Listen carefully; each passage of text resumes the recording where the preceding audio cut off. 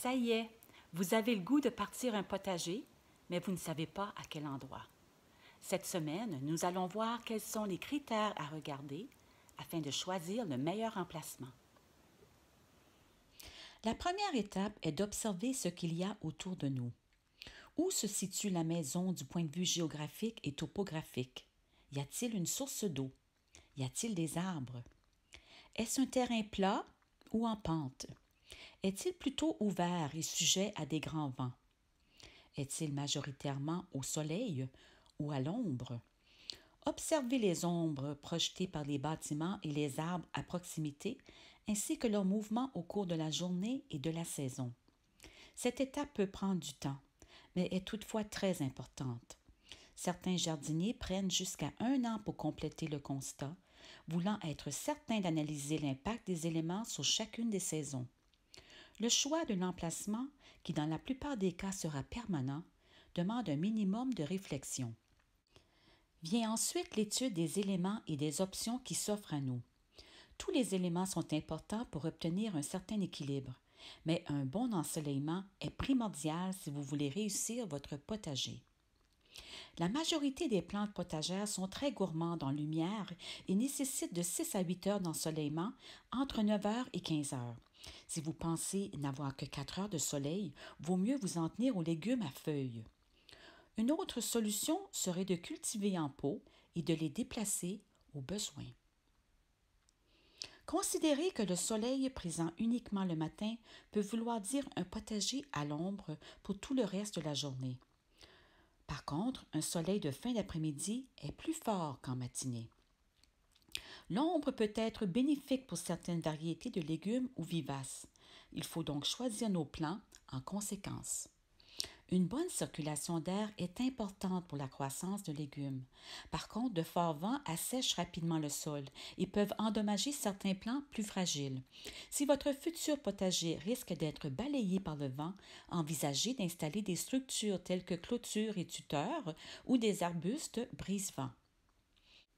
Faites attention aux arbres. En plus de générer de l'ombre, leurs racines peuvent nuire à vos plantes potagères. Si c'est votre seule option, assurez-vous de planter à plusieurs mètres de distance. Si l'endroit le plus ensoleillé de votre terrain est en pente, l'eau aura tendance à descendre.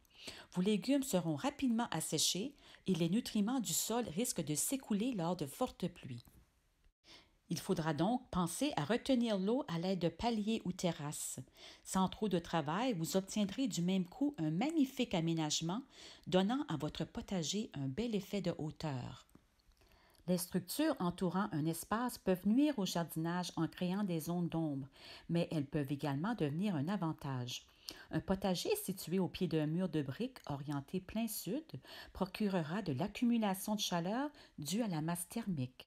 Il est essentiel d'avoir facilement accès à une source d'eau, que ce soit avec un arrosoir, un boyau extérieur ou un baril récupérateur d'eau de pluie.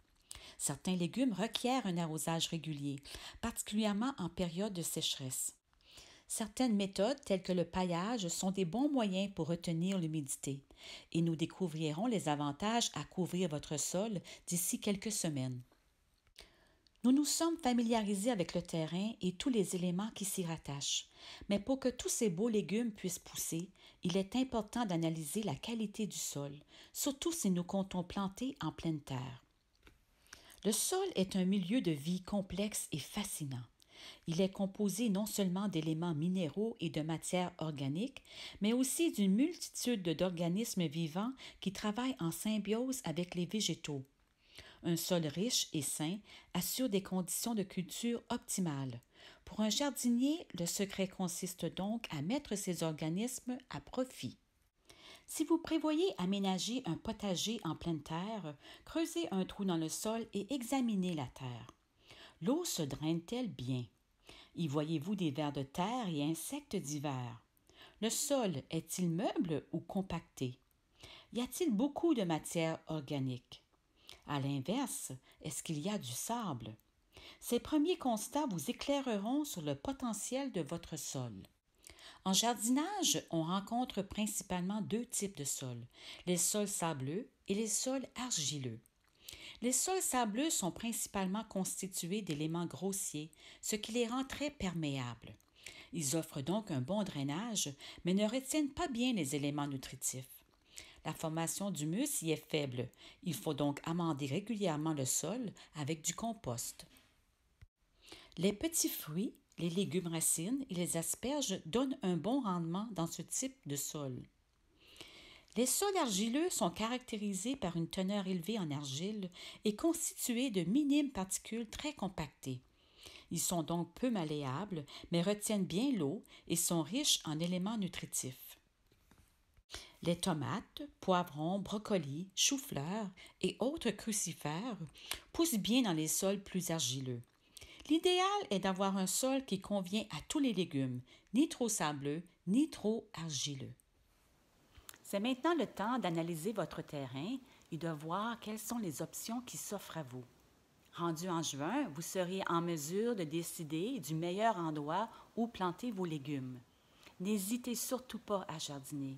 Si vous pensez que votre terrain n'est pas adéquat, plantez en pot. Vous seriez surpris des résultats. Et je vous garantis d'avoir beaucoup de plaisir.